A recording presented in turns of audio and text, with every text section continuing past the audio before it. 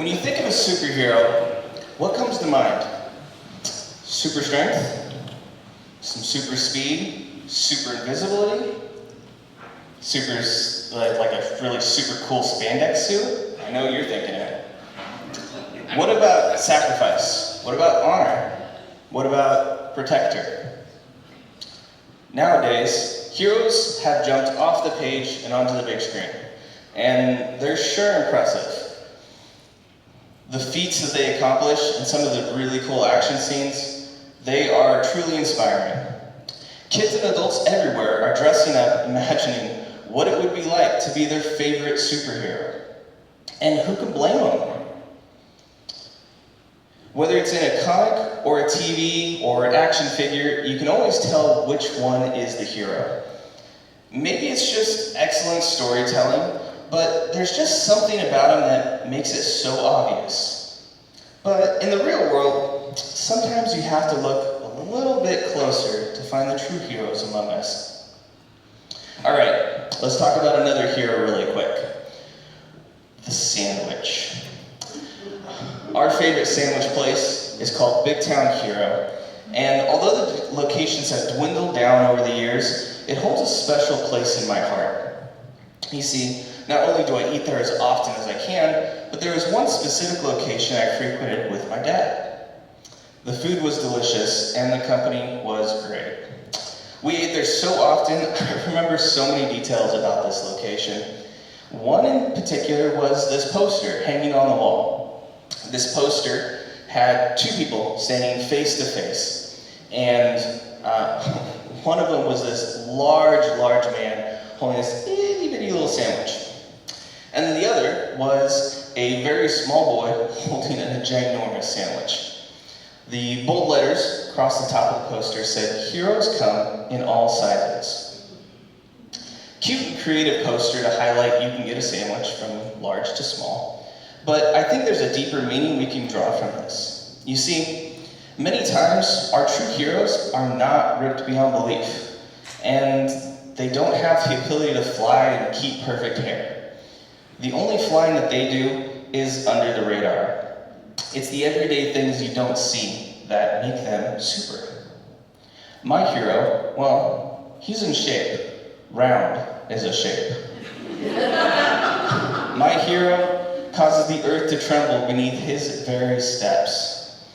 My hero has a booming voice that can be heard for miles. My hero, he's fueled by Mountain Dew and maple bars. My hero can fly, kind of. With the assistance of a motorcycle, we do have video evidence. My hero provides for his family. My hero loves his wife and kids unconditionally.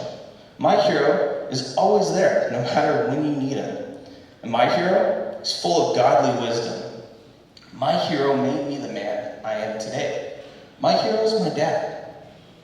Now, I would forgive you if you didn't pick my dad as the superhero type. He doesn't quite fit the mold for Marvel, DC, and Hollywood.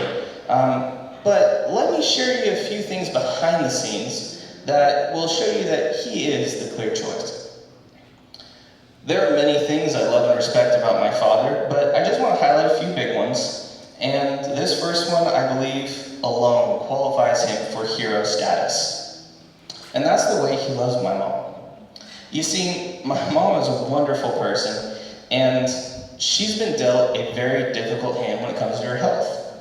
It started out from an injury as a teen and grew from there. Her poor body has gone through so much, deals with pain, medications, special diets, overexhaustion, and more.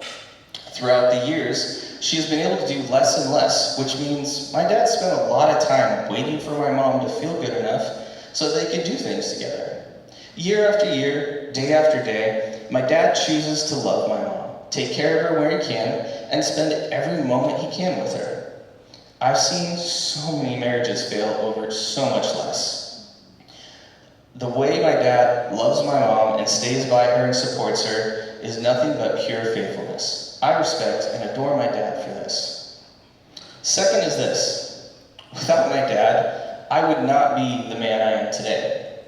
He has saved me so many times, and he's always there to encourage me and push me to be better. He taught me key lessons that have helped me overcome the challenges I face, and was always in my corner supporting me, no matter what. When I was physically and mentally and emotionally broken, he is there for me. He's been there when I suffer and when I cry. He's been there when I smile and when I succeed. He's always there. To this day, he continues to be the rock for me, and I know I can always go to him. There's nothing I can't go to him with. Sometimes I need wisdom, and sometimes I need a kick in the pants, and sometimes I just need to borrow from the bank of Dad. No matter what, I trust he is there for me. The last thing I want to mention is his relationship with God. Our family's been through some difficult times, and I've never questioned his faith. We have had great conversations, and whatever I need to be refocused on God, he's always there to say the right thing. I have seen God work through him as a friend, as a father, as a professor, and as a man. I know his faith is strong because I've seen the fruit his life has produced. Without any question, he is a man of God. My father has many more great qualities, and I have countless stories of love and laughter. I could not imagine a better dad to have. He will always have my love and respect, and I'm proud to be his son and pray that one day I can be a man full of love and faithfulness, just like him. You see, heroes come in all sizes, superheroes and sandwiches. I had the pleasure and honor of reading this to my father 2 years ago when he was diagnosed with cancer. You see, my dad has had such an impact on my life. And I know it's not just me. Seeing everyone here and how wide his influence is just a tribute to that. I was blown away by how many people, many I didn't know, responded to the Facebook posts about my dad. On the 3 posts, there were 13 shares, 361 reactions, and 143 comments. And that's just the ones I could see due to privacy settings. There's more. Today, we're going to celebrate my father. We're going to enjoy some of his favorite foods, Big Town Hero sandwiches. We're going to have maple bars, snickerdoodles, and of course, Mountain Dew.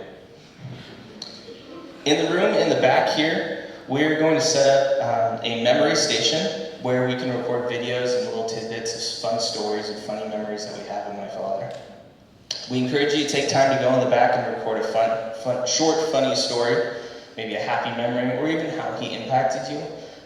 It doesn't have to be professional or great. It could be 30 seconds, it could be 1 or 2 minutes. We just want something that we can put together in a single video for my mom that she can watch later and see how broad his impact he had. For those absolutely not comfortable recording, we do have 3x5 cards that you can write down in memories instead, and we'll do our best to add that to the videos later. To get us started, I've asked a couple people to share. Neil Jones, my dad's brother-in-law, and Eric Straub, a friend and a colleague. Okay, well, he had a nice tablet all the way, little tiny phone.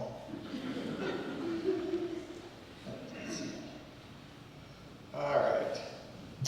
I did put this in my notes in my phone because some people, my daughters and my wife, say I have a tendency to ramble. So I'll try not to do that. However, before this is not rambling. However, before I begin, I just wanted to check, and I didn't know if anyone happened to this past Tuesday evening or afternoon, it would have been really this afternoon, hear a voice of laughter somewhere.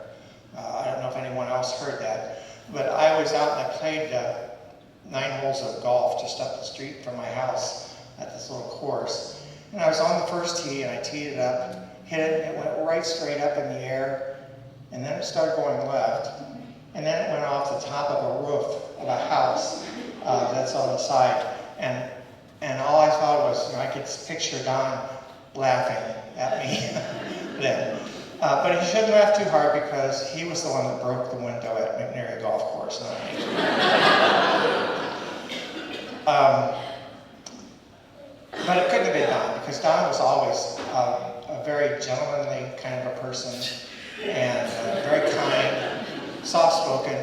have a word to say against anyone. And if that's what you think of Don, then you didn't know him. In fact, some say he was an acquired taste. I've known him for a lot of things, but golf was one of those things, and we used to play all the time, more than my wife thought we should probably. But I was always out earning my money on Grubhub or something to be able to get my golf money anyway. But we would play sometimes with other people. And I know I have at least one friend here who's played golf with Don and I and enjoyed it. But one time I was talking to someone that I knew, and I said, I'm going to go play some golf. Do you want to go with us? And he asked me, he said, was Don going? And I said, yes. And he says, well, I think I'll pass. He was the only one that actually ever outright indicated that Don's court mannerisms really were not what he expected when he was out playing golf. And they weren't, because we played golf like we played basketball. There was trash talk all over the place. In fact, the only reason I have become sort of proficient in trash talking is because of my brother-in-law. And I don't know if I should thank him for that or not. We enjoyed competition all the time. Started with ping pong, always kept a record of who won, and then went on to basketball, and then went on to golf after that. And we kept records of everything, and he beat me in just about every competition that we ever had. And I always told him, well, you're 10 years younger than me, almost 10. Oh, you're 10 years younger than me. And he would come back and say, no, you just always choke under pressure. Both were true. He was 10 years younger than me, but I did choke under pressure. And what was sort of like heaven for us is there were a period of years there where we had keys to 2 different gyms. So we could go play anytime we wanted, and we did. Usually it was 7, 8 o'clock at night, sometimes later, but we could go to one gym or another, and really had a great time. And again, it was competition. Kept track every time. There was best 3 out of 5. And again, I said we usually won.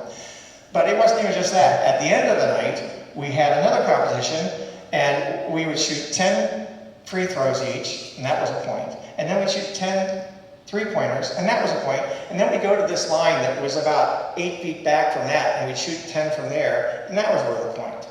And the reason I point this out is because that was the only competition I won. It was the 10 free throws. That was the only one that I ever won over time and ended up on top, But the other 2, those were Don's all the time. In fact, back in the day, Don always this was his thing, three-point shooting. And back in the day, if he shot 5 out of 10, that was just adequate. That wasn't even great. It took really about 6 out of 10 to think maybe you're going to win this competition when we were doing it, So this was an important stuff to us, Golf, again, we carried over the trash talking whenever it came to golf. And warm-ups, there was no such thing as warm-ups. I did a little fun thing one time about our warm-ups, and I showed his warm-up, which really was just to put a club behind his head and go like this, and then he was ready to go. My warm-up was to sit in the hot tub and take 2 naproxen. That was my warm-up. The one thing I really enjoyed about his golf, and it was to my advantage, is that when he would tee up and get ready to swing, and he would say, I'm going to hit this one really hard. Well, I always like to hear that, because when he hit it really hard, you never knew where it was going to go. It could go way left, way right. There were many times when it went just right here, or just right there, or just about 10 feet in front. So I liked to hear him say that he was going to swing really hard. That was good. His claim to fame, he had 2 eagles in the years that we played. He had 2 eagles. And I think Doug was there for one of them, so he can prove it. He can testify to it. And Don never let me forget that he had 2 eagles, because I have never had an eagle. And Doug sort of carries that on a little bit and lets me know from time to time that I haven't had an eagle, because he's had one too. But Don had 2 eagles, and he also has another record. He's the only one between the two of us that hit 5 trees on one hole. And so I like to bring that up when I can because that's important to know too. One of the things I miss about Don is the drive to and from golf courses. Again, those of you who know him, in the car, he was always talking. And Michael said he wasn't a quiet talker. He was a loud talker, but he was always talking whenever we were in the car driving to and from courses. And sometimes he would be talking about his family. Sometimes he would be talking about Corbin University, good and bad things, I got the scoop on everything that was going on. And then if I ever came on the radio a Chicago song, then he was singing along with that Chicago song because he knew all the songs by Chicago. And so now a couple times, even early in the season, we've had a couple breaks where we've had some warm weather. And when I've driven to the golf course, it's just so quiet, and I really miss that part of it. He was my brother-in-law, but for about the last 30 years, he was also my best friend. In fact, when I think of growing up, and I had a lot of friends back in Ohio, good friends, but I think probably in my whole life, Don was my best friend. And I appreciated the time I had with him. And I appreciate the fact that because he was so outspoken and so bold and loud, you couldn't ignore him, that I have, all these memories in my head that I can recall pretty much any time, probably whenever I'm going to hit a shot on the golf course and there's water in front of me, because he really enjoyed telling me, don't worry about that water in front of you, or don't worry about that sand trap over there, because, again, he likes to psych me out, and I'm not good under pressure. So I have all these memories of him that I can recall, and I'm sure I will over the years that are coming. So that's it for me. Thank you, Neil. I'm Eric Straub. I served at Corbin with Don for 20 plus years. He was hired the year before I was hired. And there are a number of us faculty who could stand here and share stories. Two of them are unable to be here. Sean Hussey and Bryce Bernard are unable with other commitments. And Bryce was telling me about when he hired Don. Now, the wonderful thing is the quiet voice. No, he had no quiet voice. And he would just say what he was thinking, or what he would give you his conclusion. It wasn't an opinion. It was his conclusion, and he would just say what was in front of him. So they were on the phone. Don had called Bryce about a position opening, and Bryce invited him down to do an interview, kind of an impromptu. Come visit me. And Don says, that's great. I just need to put my pants on. Bryce didn't really need to know that. The four of us often went out to lunch together, and again, Don didn't have a quiet voice, and he would say what was on his mind, and sometimes, you'd look around and wonder if other people were noticing us, but I love Don. His directness has made me a better man. Early on in my career at Corbin, I was struggling with being overwhelmed and too much going on, and without mincing any words, Don said, "It's your fault." Okay. He didn't explain. He didn't offer any advice. It's your fault. Okay, so you step back, you start thinking about it. Okay, there's truth here. I need to process this. So I'll share a couple of more stories. We traveled, took students to various places, Indonesia several times, and we were visiting the largest Muslim mosque in the world as a cultural exchange type thing for our students. And as part of that, to respect their culture and various things, the ladies had to put on what essentially was a bathrobe that went down to the floor, right? Completely covered. And we were waiting for this process, kind of hanging out there, getting ready to go, and Don started making observations. And Bryce and I, in unison, I don't know how we did this, but in unison, Bryce and I said, "Filter, Don, filter." and he did. And we've laughed about it ever since. That's been our catchphrase since then. On that same trip, I don't know how many of you know what durian is. It's a fruit in Indonesia that smells like dirty diapers. Think of broccoli cooking. That's probably the closest thing we have to durian. And we were there getting a tour of a grocery store by the president of the organization, and he just grabbed a durian. And there's a recording of this online, YouTube somewhere. The students took a recording of this, and he's getting some of it to share, and no one wanted to try it because the smell. Don stepped forward. "I'll do it. I'll take one for the team and I'll try it." And he tried it, and it doesn't taste good, and then a couple of other people tried it. But you know, he had a compassion for people that kind of acquired taste. You had to, behind the scenes, you had to pay attention to it. And he would say things. He had a way of just confronting the situation that was right there in front of everybody, just stating it the way it was, and he could leave it on the table. He could look you in the eye and tell you, "You're stupid, and here's why." And then he just left it on the table. No hard feelings. He didn't carry the baggage with him. It's like, I said what I needed to say, I'm moving on. I really appreciated that.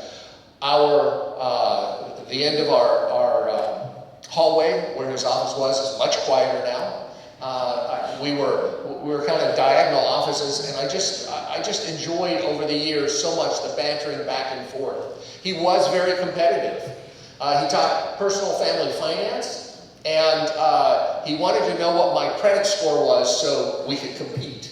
So he could try to beat me or whatever. So we compared credit scores for a couple of years. So, and if I was ahead, he would say, "Well, that's just an I like credit score." But if he was ahead, then it was an important number, and we should pay attention to it. So,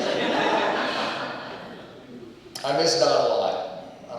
I really do. And I am a better man because of having Don as a friend and a colleague. Thank you. I just want to say thank you again for everyone that showed up. This is amazing.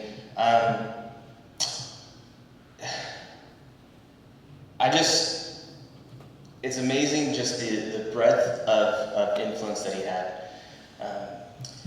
We're gonna just spend the rest of the time doing what my dad loved, and that is eating and socializing. So feel free to get up. We've got food over here. We have some photos and memories. I think we might actually have the video of him eating that delicious item from Indonesia. And then, like I said, just back through these doors here, off to my right, your guys' left, we've got the video station. I'd really encourage you to go back there and just share something. And everything's ready for you guys when you're ready. Go for it.